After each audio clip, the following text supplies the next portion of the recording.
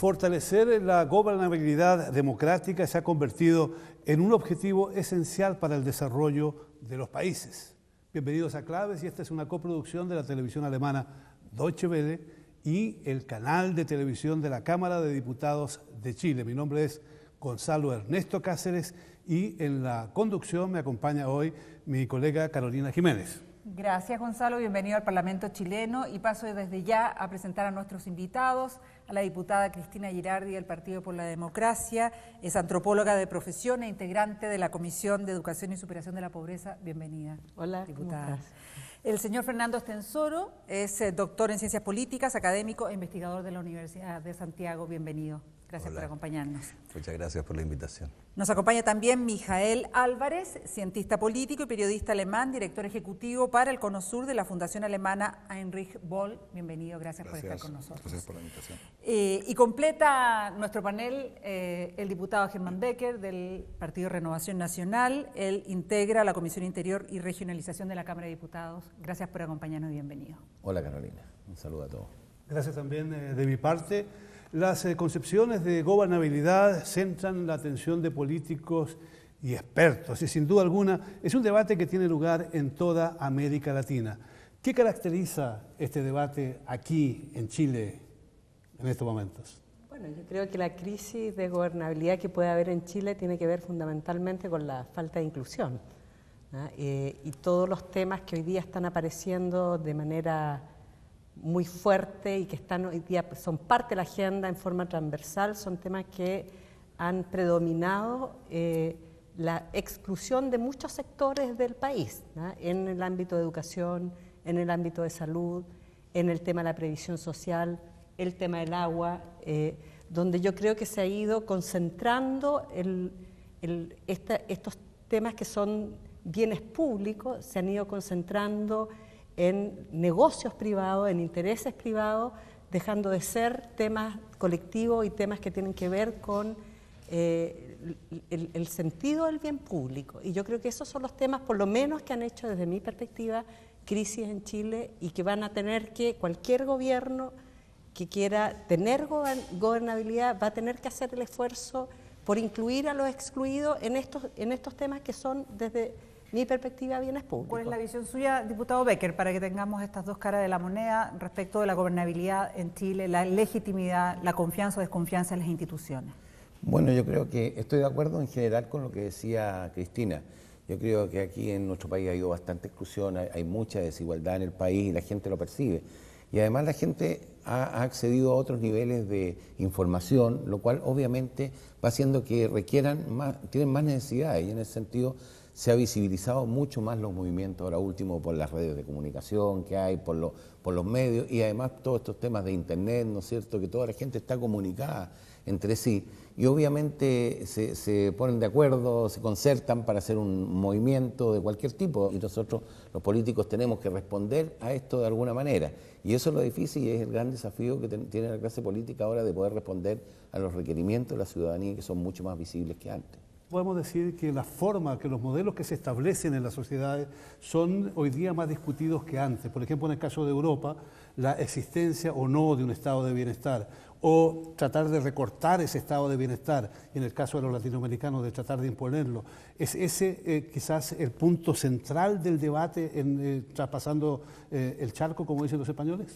Pues mira, yo creo que sí, ¿eh? Yo acabo de llegar de Alemania la semana pasada y de hecho lo que me sorprendió o de alguna forma lo que no me esperaba con tanta nitidez, es volver a encontrar la gran cuestión de la igualdad o de la justicia social en la agenda como uno de los primeros puntos en la agenda política de la ciudadanía y de todo el espectro político, ¿no?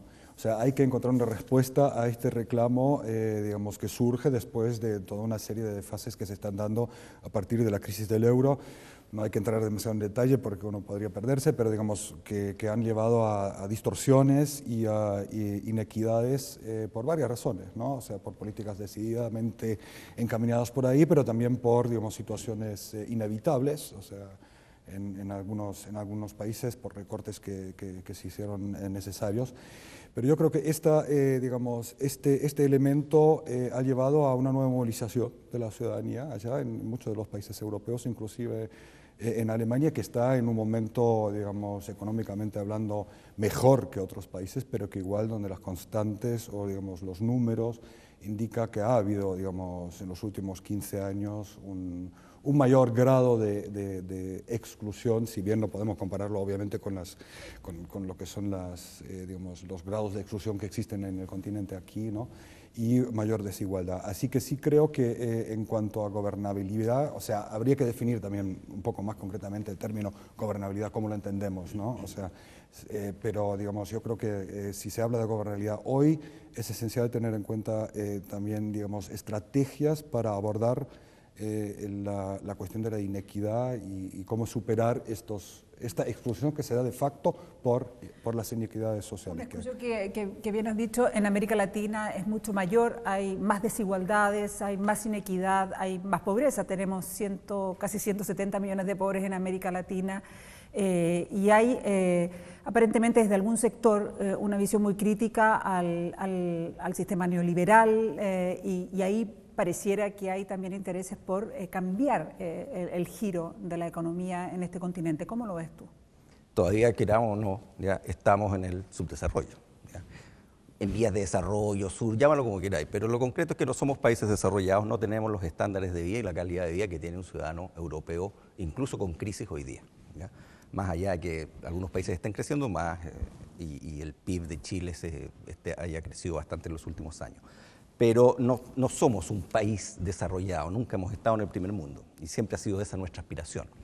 Entonces, desde ese punto de vista, claro, los problemas sociales en América Latina son permanentes, son agudos, los problemas de la equidad, de la distribución de la riqueza, ¿ya?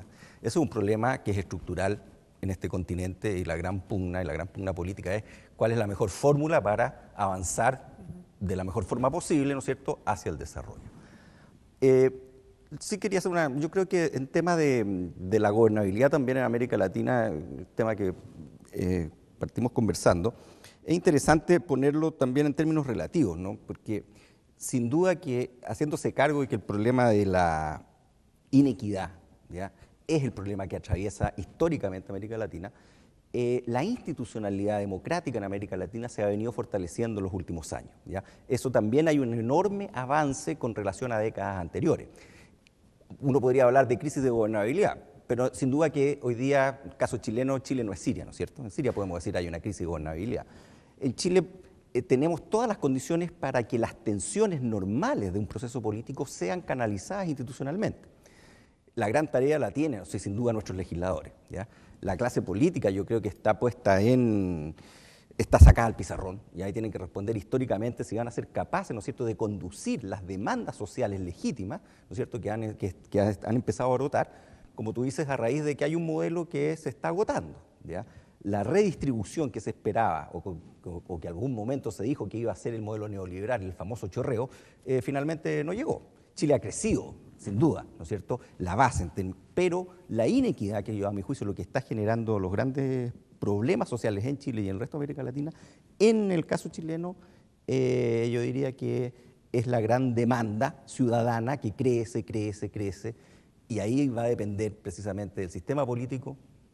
Para nuestros amigos que nos ven en toda América Latina, habría que decirle que esta es una mesa de la cual estamos muy orgullosos porque hemos reunido a personas que piensan diferente.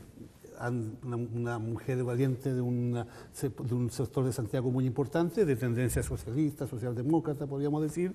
Tenemos por otro lado a alguien que es de un partido de derecha, cercano al actual gobierno, que no es precisamente de izquierdas. Y tenemos a un hombre que representa un partido alternativo en Alemania, que es el Partido de los Verdes, y por otra parte un cientista político a quien acabamos de escuchar y podemos sacar también conclusiones de cómo piensa. En ese sentido es un debate muy rico.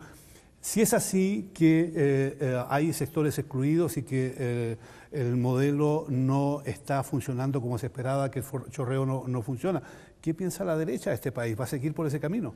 Gonzalo, mira, yo creo que a todos le echamos la culpa al modelo. Este modelo, y en ese sentido yo creo que todos vamos a estar de acuerdo, permite que haya mayor crecimiento en los países.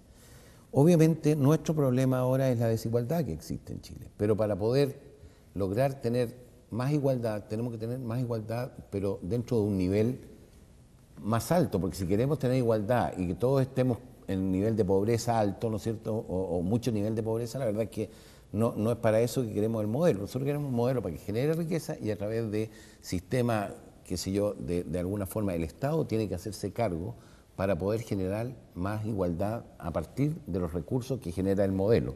Y para eso las políticas sociales son muy importantes, el apoyo a los emprendedores son muy importantes, y yo creo que este gobierno está haciendo eso, porque Chile, a partir de este modelo neoliberal, ha logrado bajar la pobreza a menos cerca de un 15%, cosa que era, y eso ha sido durante los últimos 5 o 6 gobiernos, digamos. Partimos con un 40% de pobreza cuando se volvió a la democracia y ahora hay un 15%. Yo creo que pocos países de Latinoamérica pueden decir eso. Sin embargo, la desigualdad ha persistido e incluso se puede haber incrementado en algunos momentos. Y eso es nuestro gran objetivo y nuestro gran desafío. ¿Cómo bajamos la desigualdad en este país a partir de los recursos que nos ha entregado este modelo que yo creo que ha funcionado bastante bien? Yo no podría decir que también hay otra arista dentro de la realidad, no solamente chilena, sino que latinoamericana, Cristina, y que tiene que ver con que hay una clase media amplia que también quiere mayores beneficios del desarrollo económico y que ahí también una demanda que uno ve en las calles, que ven distintas organizaciones, que siente que no le ha llegado toda la calidad de vida y todo el beneficio económico que nos muestra, o sea, no la globalización clase, además. No solo la clase media, yo creo que, o sea, yo no coincido para nada con Germán en que esto de culpar al modelo. Primero, yo no culpo al modelo, sino que a los que construyen el modelo, ¿no? Segundo, yo creo que tiene que haber una generación que efectivamente cambie el modelo, ¿no? Y que haga transformaciones profundas, porque lo que yo creo que hoy día está puesto en el tapete en muchos países en Latinoamérica, y en eso yo no quiero dejar de lado lo que son los pueblos originarios, porque estamos hablando de desigualdad, ¿no? Y en general en Latinoamérica los más pobres dentro de los pobres son en general los pueblos originarios, desde México hasta Chile, pasando por todos los países latinoamericanos, ¿no? Yo creo que hay un tema de exclusión muy potente que tiene que ver con la exclusión también de los pueblos originarios desde el punto de vista político, cultural. O sea, nosotros, una demanda básica, por ejemplo, de los pueblos originarios ha sido la educación en mapudungún, o sea, que nuestro segundo idioma no sea el inglés, no sea el francés, sea el mapudungún, ¿no? Cuando esos son nuestros pueblos originarios y Chile no ha sido capaz de hacer ese mínimo reconocimiento. Pero yo creo que hay un tema que tiene que ver con que este modelo, si bien ha crecido desde el punto de vista de las cifras macroeconómicas, claramente los que se llevan el botín, ¿no?, son las clases altas de estos países, ¿no? En Chile particularmente tú tienes 10 familias que son las más ricas de Chile y son los que tienen, o sea, si tú calculas desde el punto de vista la riqueza de esa familia versus la pobreza de los más pobres, es brutal las diferencias, ¿no? Y creo que este modelo, ¿no?, que está gerenciado por los que les interesa que el modelo persista, ese gran negocio que son, por ejemplo, las grandes concentraciones económicas en Chile, ¿no?, en el tema del agua, en el tema de las termoeléctricas, de las empresas eléctricas, de las mineras, esos son los que se llevan gran parte de los recursos, y no solo la clase media es la que no siente que no le llega parte de ese progreso, sino que también la gran cantidad de personas que están empobrecidas en nuestros países, no solo clase podemos media. decir entonces que esta es una situación de Chile, pero que se asemeja mucho a lo que ocurre en otras regiones, en otros países de la región, puesto que se trata de un modelo neoliberal que surgió, tenemos que decirlo, ¿verdad?, en el marco de los gobiernos dictatoriales que existieron hace algunos años acá y que se desarrolló. Podemos decir que ese modelo ha entrado en crisis y que ahora el modelo no es capaz de satisfacer la necesidad de la mayoría, y por otra parte las sociedades han avanzado de tal modo de que exigen más, quieren más participación y que no solo se produzca riqueza, sino que se distribuya mejor. Desde el punto de vista teórico, ¿ya?, y práctico, el neoliberalismo, que se hizo absolutamente hegemónico, sobre todo después de la caída del bloque soviético a principios de los 90, se demostró, ¿no es cierto?, en una alta concentración de la riqueza. Y ese es el gran problema que sí tiene el modelo, es un problema teórico, ¿ya? Y que sí se está analizando y sí se está sometiendo en duda en la academia y a nivel mundial, no solamente en Chile. Y en América Latina, ¿no es cierto? Evidentemente, esa concentración de la riqueza, que ya era estructural, viene desde nuestra condición de colonias, ¿no es cierto?, es mucho más grave, ¿ya? Pero la concentración de la riqueza está ocurriendo en Estados Unidos, es en la globalización neoliberal que estamos viviendo. Está el caso de España, por ejemplo. Entonces, desde esa perspectiva sí podemos decir ya de que ya no solamente se trata de la izquierda ideológica, no, es un problema, ¿no es cierto?, que se está analizando y que se tiene que analizar desde una perspectiva mucho más estructural, ¿ya? No se trata, por supuesto, de volver ni al comunismo, ni a sistemas totalitarios, ni a ese tipo de Estado, ¿no? Pero, sin duda que la capacidad empresarial es importante. Sin duda que la iniciativa privada es importante, eso no está en discusión. Pero lo que no es posible, ¿no es cierto?, son las estructuras, ¿ya?, en donde lo privado finalmente pasó a cubrir el espacio público y los ciudadanos se quedaron. Lo central sigue siendo, ¿se puede corregir este modelo o hay que cambiarlo radicalmente? Eso es la política. ¿Qué se está pensando, por ejemplo, en los sectores que están, digamos, trabajando dentro del modelo? Bueno, claramente aquí cuando yo escucho a Cristina parece que este país estuviéramos muy, muy mal. Y si nosotros nos comparamos con toda Latinoamérica, en muchos índices estamos en los mejores lugares. La verdad que este modelo ha permitido reducir la extrema pobreza, ha permitido prácticamente no tener miseria en este país, ha permitido que tengamos 1 millón de alumnos en la educación superior, 1 de cada 2 chilenos va a la educación superior, ha permitido tener cobertura completa en la enseñanza media, en educación. La verdad que el país ha avanzado y claramente hay que corregir el modelo. Nosotros no creemos que este modelo sea intocable, ni mucho menos. Yo tampoco creo en la ley del chorreo, porque al final de cuentas, si estamos esperando eso, cada vez van a ser más ricos los ricos y los pobres no van a poder surgir. Pero obviamente hay que corregirlo. Pero yo, cuando me dicen vamos a cambiar el modelo, hay que terminar con este modelo, me gustaría saber cuál es el modelo que aplicaríamos en adelante, porque lo que va a pasar es que va a haber una mezcla, probablemente va a haber una corrección al modelo que permitirá que haya más igualdad. Nosotros tenemos que tener políticas sociales que permitan que la gente vaya teniendo mejores condiciones de vida, tenemos que darle más posibilidades a la clase media y eso hay que seguirlo haciendo. Y yo Pero creo que los gobiernos tiene que ver, diputado, con hacer estas correcciones de concentración de la riqueza muy fuerte en el país, en el sentido de que unos pocos concentran, ¿no? No solamente la mayor riqueza del país, sino que tienen los negocios de la salud, de la educación, que son vitales en la calidad de vida de las personas. A mí me parece que ese es un tema que hay que enfrentar y que es un tema que obviamente para nosotros es complejo, pero que tenemos que hacerlo. Y toda la clase política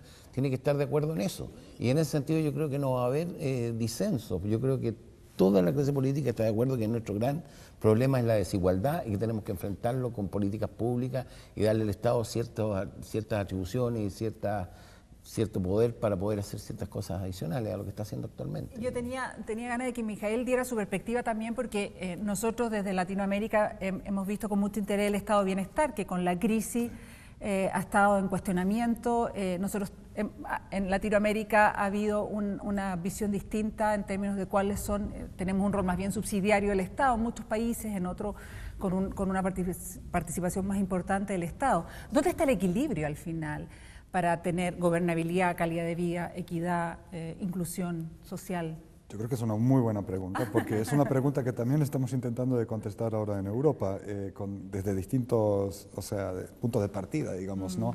En distintas situaciones de crisis. De hecho, con una de las lecturas corrientes en Alemania hoy por hoy, es uno de los razonamientos que explican por qué Alemania está tan bien, es decir, bueno, hemos pasado nuestro proceso de adaptación, de ajuste, de reforma estructural en los últimos 10, 15 años, y por eso estamos ahora mucho más preparados para afrontar la crisis. Yo creo que eso habría que verlo con más detalle. Ha habido, digamos, efectivamente, digamos, ventajas salariales, ventaja de costo por bajos salarios en comparación con los otros países europeos, pero por el otro lado hemos visto digamos, que el mercado interno alemán ha menguado muy notoriamente en los últimos 10 años, con la consecuente debilitamiento del poder adquisitivo de grandes, digamos, capas sociales, ¿no?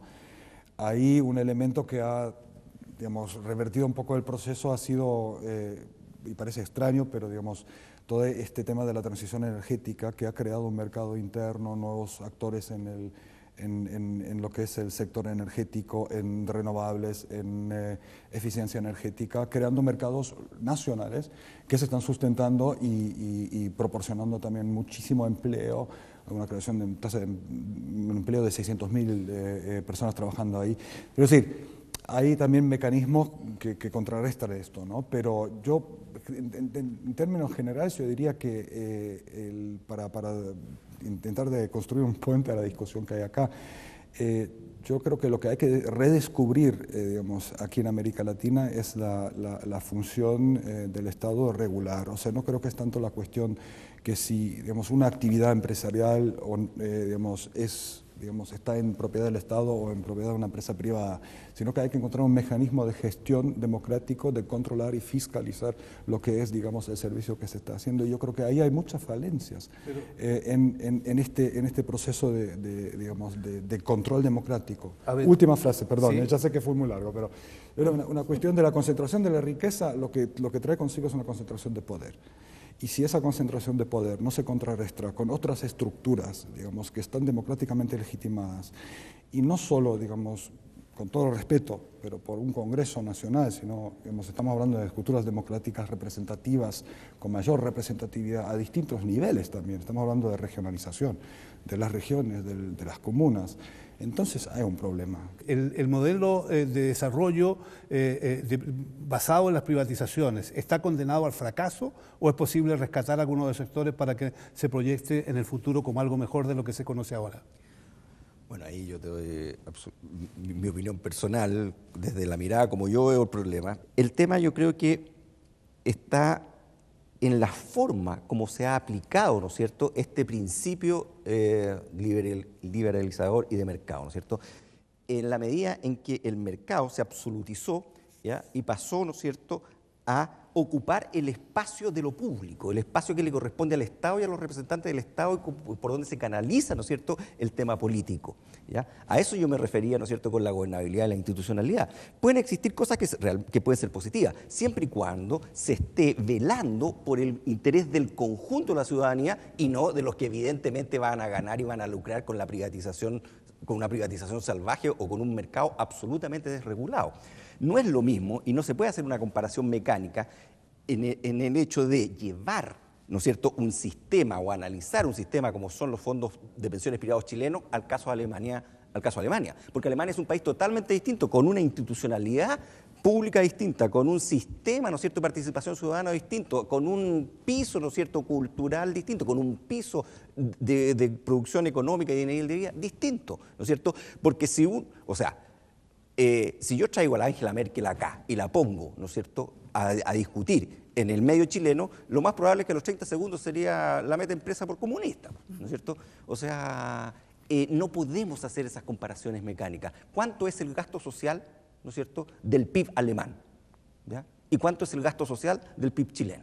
Tan simple como eso, ¿ya? O sea, como gran tema, si no me equivoco, me puedo equivocar, no lo tengo en la memoria, pero como gran tema, la liberalización de la economía alemana que hizo la derecha alemana dirigida por el CDU y por la señora Merkel fue de bajar del 42% al 38%. O sea, de eso estamos hablando. Eso en Chile es locura, o sea... Esto es una discusión que está en Chile y en Latinoamérica en general, diputado Becker, y donde la ciudadanía está empujando estos temas al debate. ¿Cuál cree usted debería ser la participación de la gente en este tipo de materias que son cruciales para el desarrollo de un país? Creo que nosotros tenemos que llegar a un equilibrio en este país. Nosotros no podemos reestatizar todo, ni tampoco podemos dejar que los privados tomen temas tan importantes como las ISAPRES, las AFP o las universidades, por ejemplo, sin prácticamente ninguna regulación, que ese es el gran problema que teníamos nosotros, porque la verdad es que yo creo que el sistema chileno también está desregulado, pero sí tenemos un sistema de capitalización individual que yo creo que a la larga todos los países del mundo van a tener que tender allá, porque no puede ser que siga como antes, lo que está colapsando en España en este momento, que los jóvenes tienen que pagarle las pensiones con sus impuestos, pagar pensiones a las personas que están jubiladas, lo cual es muy difícil porque cada vez hay menos jóvenes y los viejos viven mucho más, por lo tanto es cada vez más caro. Al final van a tener que pagar un 40 o un 50% de lo que ganan los jóvenes para poder pagar las jubilaciones.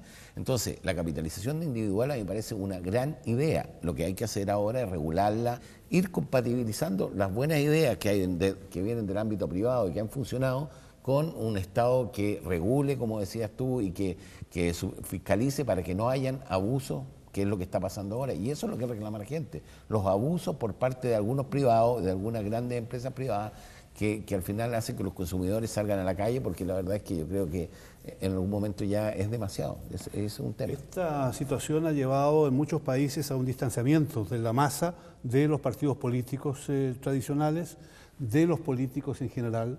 Y este es un cuadro que vemos prácticamente en toda América Latina. Surgen nuevas formas de organización, de gente que protesta, que busca otros caminos para conseguir una mejor vida y una mejor forma de gobierno. Tú trabajas en varios países de América Latina, en el Cono Sur. ¿Cómo se aprecia este problema en la región?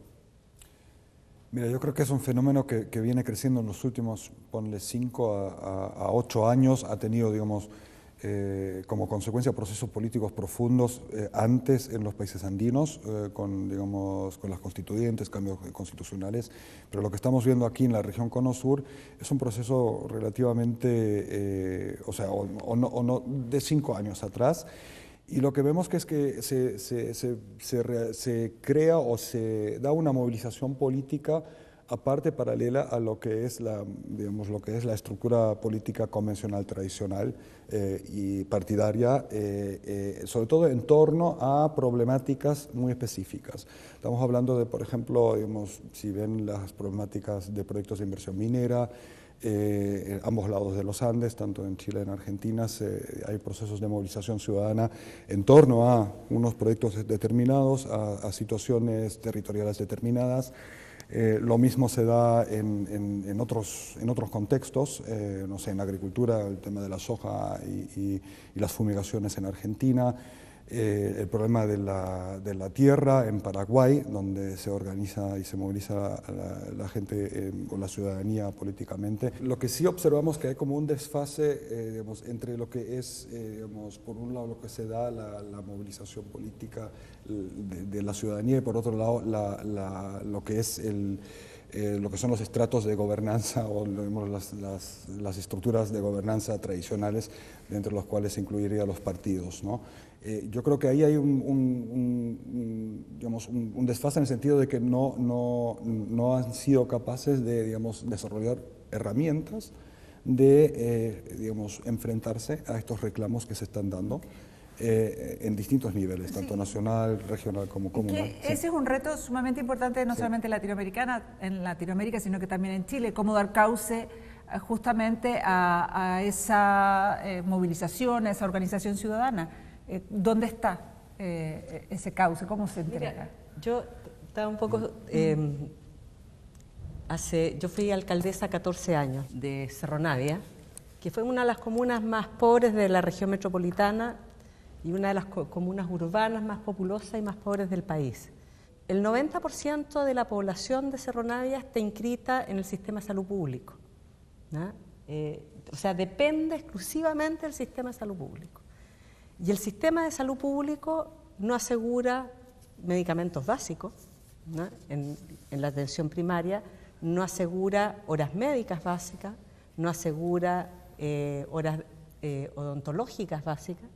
Y esta lógica de los números, las colas, que no hay números, tiene que ver con los recursos que el Estado le da, ¿no? A estos servicios para que puedan efectivamente atender a la población.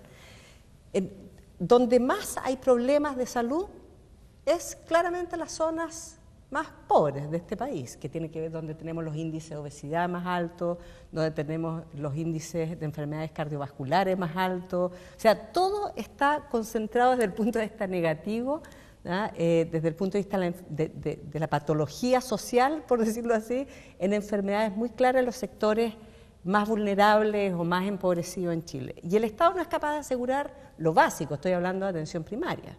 La atención primaria no es atención de salud de alta complejidad, no, atención primaria básica, ¿no?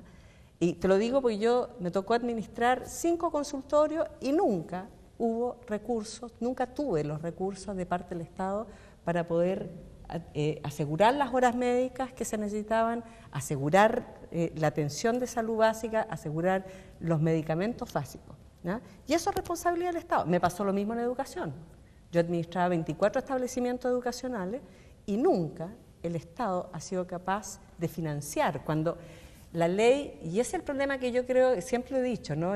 Si uno lee la Constitución y lee la ley en Chile, se da cuenta que ningún gobierno, ninguno, ¿no?, ha sido capaz de cumplir lo que la ley lo mandata. Por ejemplo, asegurar el derecho a la educación, asegurar el derecho a la salud, asegurar el derecho de vivir en un ambiente sano y libre de contaminación. O sea, si tú juntas y lees, ¿no?, la propia ley que nosotros hemos construido para que nuestros gobernantes aseguren eso, hoy día en Chile no se cumple. Entonces, ¿qué te quiero decir? Que yo creo que por algo, y yo me alegro que haya movimientos sociales, ¿no?, que sean capaces de plantear estos temas y que no sea solo las voces de los marginales y de los más violentos y de los grupos más extremos que salgan a plantear o a reclamar derechos que no están cumplidos. Esta falta de recursos, esta inequidad, lo que ha llevado no solamente es una molestia a la ciudadanía, sino que también a una alta desconfianza en las instituciones, ¿no? En la estructura, en los partidos políticos, en el Parlamento, incluso en el Poder Judicial, y eso se ve no solamente en Chile, sino que en toda América Latina, y eso atenta contra la gobernabilidad democrática. Entonces ahí pareciera que hay un gran reto, no solamente para Chile, sino que para América Latina, Fernando. Absolutamente, es como lo estás señalando. O sea, este divorcio, ¿no es cierto?, entre lo que es la ciudadanía, que empieza a reclamar, cada vez más empoderada, ¿no es cierto?, que empieza a reclamar por sus derechos, que en el fondo lo que está pidiendo es que se cumpla la ley, como decía la diputada, ¿no es cierto? Ese divorcio que existe entre lo que podemos decir, entre la clase política, ya, por hablar, y la ciudadanía, es gravísimo, ¿ya? Ese divorcio político realmente nos puede llevar a sistemas de real ingobernabilidad, ¿no es cierto?, que hoy día no lo tenemos. Hoy día, a mi juicio, todavía la democracia se puede seguir fortaleciendo si, en mi opinión, la clase política responde a su desafío. ¿Qué es lo que se tiene que hacer? En términos muy macros, en mi opinión, ¿no es cierto?, la política tiene que volver a recuperar su espacio que le cedió, ¿no es cierto?, que le cedió al mundo de la economía, ¿ya? El mundo de la política, o sea, los diputados, los parlamentarios, los jefes de partido, tienen que volver a empoderarse y a entender de que su rol es público, aunque tengan ideas de derecha, de centro, de izquierda, ¿no es cierto? Pero lo que no puede ser es que la lógica del mercado, la lógica empresarial, reemplace al mundo de la política, ¿ya? Y ahí sí, en términos teóricos, hay un juicio a lo que podemos denominar, en términos macro, ¿no es cierto?, clase política, ¿ya? Esta institucionalidad va a ser capaz de seguirse democratizando institucionalmente, ¿ya?, sin que hayan revoluciones, sin que tenga que morir 500.000 de chilenos, ¿no es cierto? Van a ser capaces de responder a ese desafío, van a ser capaces de autorreformarse para que las demandas ciudadanas sean capaces de ser canalizadas institucionalmente, porque si no son capaces, si no se ponen de acuerdo, ¿ya?, si no escuchan y no son capaces de superarse, ¿no es cierto?, en sus propias lógicas, ¿no es cierto?, aquí vamos derechamente a un mundo de ingobernabilidad, y eso no lo quiere nadie, ¿ya? Entonces, hoy día, yo creo que el interés que hay en Chile es producto de que esto pasaba en todo el resto de América Latina, hasta hace 3 años atrás, empezó a pasar en Chile. Entonces, Chile, lo que parecía perfecto, ¿ya?, lo que hizo que algunos creyeran de que estaban viviendo en el mejor de los mundos y que se negaban a ver la realidad, hoy día estén viendo esa realidad. Aquí nadie tiene la historia comprada, ¿ya? Nadie tiene la historia comprada y, por supuesto, los parlamentos seguirán teniendo un papel importante siempre y cuando, claro, es evidente, se adecúen a los tiempos que vivimos. De hecho, las nuevas tecnologías, de hecho, la presencia de la gente en las calles, la participación de sectores que antes no se les otorgaba tanta importancia, como por ejemplo, que las mujeres tuvieran un papel más predominante en la política. ¿Cómo ve usted, diputado, el Parlamento, un Parlamento latinoamericano en 30 años más, con la realidad que se vive hoy día, con la realidad social, económica y con el desarrollo de las nuevas tecnologías? ¿Será parecido en algo al de hoy? La verdad que la gente no se interesa mucho por el trabajo que hacen los parlamentarios en general, porque ellos están en su propia historia, con sus problemas y teniendo sus propias Pero eso es un demandas. síntoma bastante grave. Hemos tratado, yo creo que este gobierno por lo menos ha avanzado en temas de reformas políticas importantes. Nosotros hicimos recién una ley de inscripción automática y voto voluntario, que yo creo que por lo menos dejó inscritos a todos los chilenos mayores de 18 años, están inscritos en los registros electorales, pueden ir a votar, y justamente ahí vimos que la gente está poco, constatamos el hecho que ya sabíamos de que la gente está muy poco interesada en la política, porque fue a votar solamente un 40%, recién hicimos una ley de primarias. Tenemos que ver el sistema binominal, cuándo lo vamos a cambiar, cómo lo vamos a cambiar. Ha dado estabilidad al país, pero creemos que ya está llegando a un límite, digamos, su utilidad. Yo creo que en eso también hay consenso en amplios sectores del Parlamento, por lo menos en Renovación Nacional, que somos de centro derecha, se supone que defendemos a ultranza el sistema binominal. No es tan así. Hay muchos diputados ya que estamos pensando en cómo lo vamos a ir adecuando y cómo se va a ir cambiando. Pero hay, diputado, una situación que es muy especial. De hecho, hoy día hay más mujeres que están en los parlamentos de América Latina, pero no se avanza en la dictación de leyes de acuerdo con las situaciones que se están viviendo ahora. Por ejemplo, en Chile, como en varios países de América Latina, el matrimonio homosexual es algo a lo cual los parlamentos cierran los ojos. ¿Por qué ocurre eso? Mientras nosotros tengamos el Parlamento que tenemos, vamos a mantener lo que tenemos. Y mantener lo que tenemos, el modelo que tenemos, el atraso que tenemos y la falta de inclusión de ideas nuevas.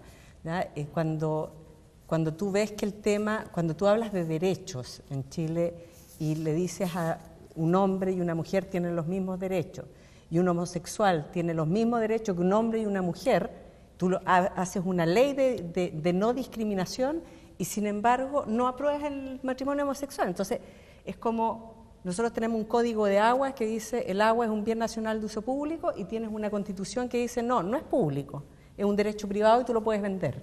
Entonces nosotros desde el punto de vista cultural a mí me abruma, desde el punto de vista legislativo y cultural que hemos ido produciendo. Nosotros hemos ido produciendo una sociedad segmentada y fraccionada y divorciada. ¿Ya? Si nosotros estamos, cuando Germán dice que la ciudadanía está en otra, no pesca al Parlamento, porque claramente no estamos discutiendo su problema, ¿ya? Y porque además no nos logran entender. O sea, ¿cómo tú vas a tener una ley que te dice que el agua es pública y después tienes otra ley que le pone el pie a esa ley y dice no es pública, es un derecho privado y tú puedes transar con él? Entonces, lo esencial en todo caso es que existe en la mentalidad de todo el mundo la idea, al parecer, de fortalecer la democracia. Y se teme también que los países evolucionen a sistemas que otros consideran antidemocráticos, como ocurre en algunos países de América Latina. ¿Tiene salvación la democracia como mecanismo de integración, de desarrollo de los países latinoamericanos? Absolutamente. Yo creo que la única alternativa que tenemos es la democracia. No veo otra, teórica, por lo menos. ¿Ya? O es la democracia o es cualquier sistema no democrático. Cualquier sistema no democrático finalmente termina concentrando aún más el poder y restando lo que son las libertades ciudadanas. Yo creo que el desafío es cómo fortalecer la democracia, ¿no es cierto? Bueno, ese es un tema, yo creo que en primer lugar, bueno, partiendo de la discusión y el análisis y aumentar la masa crítica de lo que es la producción de conocimiento es clave, porque yo ahí hablo prejuiciado porque es de donde vengo, pero sin duda que el estudio de la política es una ciencia, ¿no es cierto? Pero el hacer política, ¿ya? O sea, los señores y las señoras, en realidad es un arte, o sea, es la capacidad, ¿no es cierto?, de poder interpretar el fenómeno que está ocurriendo y la capacidad de decir, bueno, soy capaz, ¿no es cierto?, de canalizar esto finalmente de una forma civilizada, porque tensiones y contradicciones siempre van a existir. Pero al parecer también hay un cuestionamiento de los sistemas políticos hoy en día, al menos en Chile. Ya se está hablando de por qué no avanzar tal vez a un sistema parlamentario, porque tenemos un régimen muy presidencialista y en muchos países en América Latina, si bien es cierta hay división de los poderes del Estado, hay algunos que son muy superiores en su peso y que por lo tanto no dejan que los otros poderes también tengan una cuota en el desarrollo de esa democracia con mayor estabilidad. ¿Ese es un reto en América Latina, a juicio tuyo, Y Mijael? teniendo presente la experiencia alemana, que es un régimen, parlamentario. Claro. Sí, no, obviamente, o sea, desde mi punto de vista yo creo que, o sea, las características de las democracias en la región están marcadas por un fuerte presidencialismo y un fuerte rol de, digamos, una persona en el juego de, digamos, de todos los procesos de toma de decisión. Y yo creo que una de las estrategias que hay que seguir adelante es fortalecer el parlamentarismo a todos los niveles. Insisto, no es solo una cuestión de, digamos, fortalecer el parlamentarismo, los parlamentos a nivel nacional, hay que pensar estructuras de gobierno, de gobernanza, y no digo gobernabilidad, sino gobernanza, que para mí, digamos, implica, digamos, otro concepto más democrático de gobierno, de gestión, digamos, de gobierno en las regiones también. Y por otro lado, yo creo que es esencial, y eso los reclamos que estamos viendo en todos los digamos, ámbitos, en todas las áreas temáticas, todos los ámbitos temáticos, las movilizaciones que estamos presenciando, digamos, son un reclamo de poder, digamos, participar en tomas de decisiones. Entonces, lo que tenemos que ver es cómo enfrentamos esos reclamos. Ese problema lo compartimos con Europa. En Europa la gente está saliendo a la calle porque está exigiendo participar en las decisiones que Europa tiene que tomar ahora. O sea, de encontrar una gobernabilidad conjunta en el tema económico, financiero, social, en las decisiones sobre reducir o no el estado de bienestar. O sea, esto se ha hecho, es una falencia de democracia que estamos viendo en Europa si los gobiernos que hacen los recortes no son elegidos democráticamente, como ocurrió en algunos de los países, y la ciudadanía está saliendo a la calle. Aquí no estamos en una crisis parecida, pero sí tenemos el reclamo de la ciudadanía, y entonces hay que ver cómo se pueden, digamos, instalar, desarrollar herramientas y estructuras de participación ciudadana que sean complementarias al parlamentarismo como lo conocemos, o a un parlamentarismo más fortalecido. Más fortalecido. Y eso es lo que estamos trabajando nosotros como fundación también, ¿no? Pues bien, una situación que naturalmente se torna cada vez más importante y más interesante. Ya sabemos que desde la caída del muro de Berlín el mundo ha cambiado. Y ha cambiado para muchos no precisamente en una dirección como la que esperaban. La situación social se ha agudizado, los cambios han producido situaciones nuevas a las cuales no logramos acostumbrarnos y sin duda alguna es necesario tener debates como este en América Latina para saber dónde estamos, toda vez que el mundo y la política también se han globalizado. Gracias por acompañarnos, gracias por estar con nosotros.